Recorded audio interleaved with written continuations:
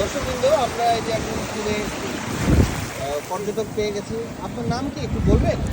Alvin জামান। ও, আপনি এখানে কবে বেড়াতে এসেছেন? আজকে ও, আপনি কিসে করে এসেছেন? প্লেনে। ও, আপনার কি এই ট্যুরটা ভালো লাগছে? অবশ্যই।